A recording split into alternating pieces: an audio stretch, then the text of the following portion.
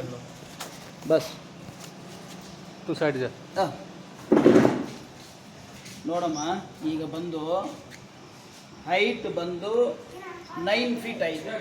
தமிழ் வச்சு அப்பா தமிழ் தெரியல ஹைட் வந்து 9 அடி இருக்கு நமக்கு வந்து 12 அடி வேணும் அட்லீஸ்ட் 11 அடி வேணும் ஸோ அந்த இது இருக்கு இல்லைங்களா போர்வெல் அதுக்கு மேலே 2 அடிக்கு 2 அடி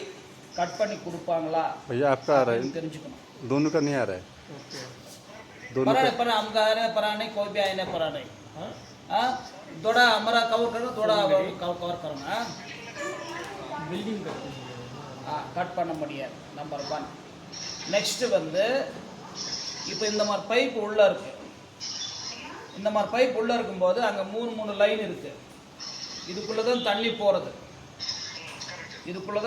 போகிறது இப்போ நம்ம தண்ணி ஊற்றி இதில் இருக்கிற மண்ணெல்லாம் கீழே தள்ளிட்டு கொடுப்போம் தள்ளின பிறகு புது மண் வந்து மாட்டின்னுக்குது நம்ம இந்த மாதிரி பிளாக் கலர் பைப் இருக்குது அந்த பைப்பு உள்ளே விட்டு க்ளீன் பண்ணுறோம் ஃப்ளஷ் பண்ணால் சான்சஸ் இருக்குது இதுக்கிற மண் கிளியர் ஆகிடும் மண் வெளியில் வந்துடலாம் ஏதோ ஒன்று மூமெண்ட் ஆகலாம் இது வந்து டோட்டல் 1000 அடி இருக்குது அந்த 1000 அடி வந்து ஓசு இங்கே வந்து 60 அடி போயிடுது அதில் ஒரு 30 அடி சுற்றி இருக்கோம் ஃபுல்லாக விட்ட கட்டாகி வந்துடும் ஸோ 100 அடி போயிடுது ஸோ 800 அடி ஃபுல் ப்ரெஷர் போகும் இப்போது இங்கே இருந்து 800 அடி இங்கே நான் ஏர் ப்ரெஷர் கொடுத்தேன்னா அப்போ ஃப்ரீயம்மா ஃப்ரீ அவங்க வீடியோ காலில் தான் இருக்கும் அதான் இங்கே ப்ரெஷர் கொடுத்தானா டில் எண்டு போயிட்டு தான் மேலே வரும் ஓகே இங்கே ஏர் கொடுத்தா இங்கே ஏர் இருக்காது அதுக்கு ஃபஸ்ட்டு கடைசியிலேருந்து போய் மேலே இருக்கும் வரும் அப்போ ஆகும்போது அது அடியில் இருக்கிற மண் வந்து இங்கே அடியில் இருக்கிற மண் வந்து கொஞ்சம் இது ஆகும் மண் மேலே வர டவுட்டு அவ்வளோக்கு மேலே வராது ஏதோ மூமெண்ட் ஆகும் மூமெண்ட் ஆயிடுச்சுன்னா தண்ணி வர சான்சஸ் இருக்குது கேரண்டி கிடையாது அதே மாதிரி இந்த பைப்பு வந்து இது வந்து பிளாக் கலர் பைப் இங்கே போகும்போது கேசிங் உடையிறதுக்கு சான்சஸ் இருக்குது கேசிங் உடையிறதுக்கு நான் உடையாமல் பண்ணித்தரேன் உடையிறதுக்கு சான்சஸ் இருக்குது சரிங்களா நம்பர் 1 மேலே நீங்கள் உடைக்கிறீங்களோ இல்லையோ இது கிளீனிங் வேலை முடிஞ்சு போச்சு மேலே உடைக்கிறீங்களோ இல்லையோ இந்த கேசிங் பைப் உள்ளேருந்து எடுத்தால் தான் நம்ம ட்ரில் பண்ண முடியும் இது எடுக்கிறதுன்றது இஸ் நாட் ஈஸி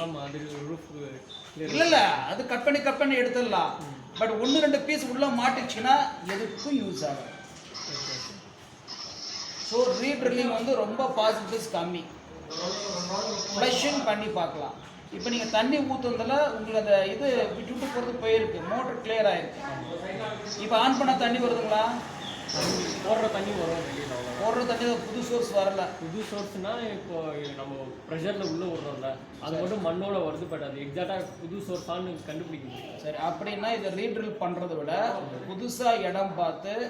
பில்டிங் உடைக்காம எதனா பாயிண்ட் கிடைக்குதான்றது பார்க்கணும் கிடைச்சா நீங்கள் அங்கே தான் ட்ரில் பண்ண முடியும் புரிஞ்சுங்களா ரீட்ரில் பண்ணாலும் எதுக்கும் கேரண்டி போர்வெல் பொறுத்தவரைக்கும் கேரண்டி கிடையாது நீங்கள் ரீட்ரில் பண்ணாலும் வந்து 100% தண்ணி வருதுன்னு சொல்ல முடியாது புது போர் போட்டும் 100% தண்ணி வருதுன்னு சொல்ல முடியாது புரிஞ்சுங்களா தண்ணி ஜாஸ்தி வந்தால் லைஃப் ரொம்ப கம்மி தண்ணி கம்மியாக வந்தால் லைஃப் ஜாஸ்தி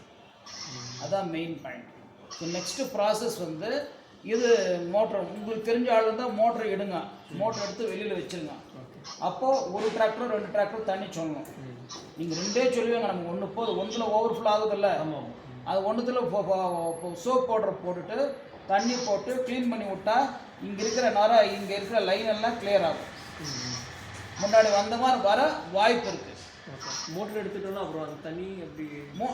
நம்ம க்ளீன் பண்ணுறோம் ஹோஸ் போட்டு க்ளீன் பண்ணுறோம் ஹோஸ் போட்டு அவ்வளோ அடி வரைக்கும் போகும் 1000 feet hose okay 1000 feet hose இதில் வந்து 100 ஃபீட் வேஸ்ட் ஆகிடுது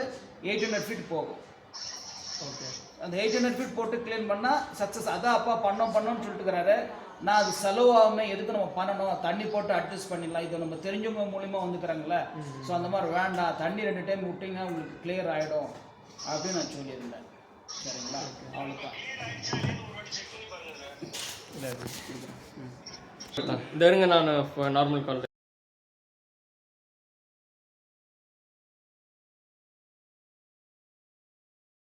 பண்ணிடலாமா அந்த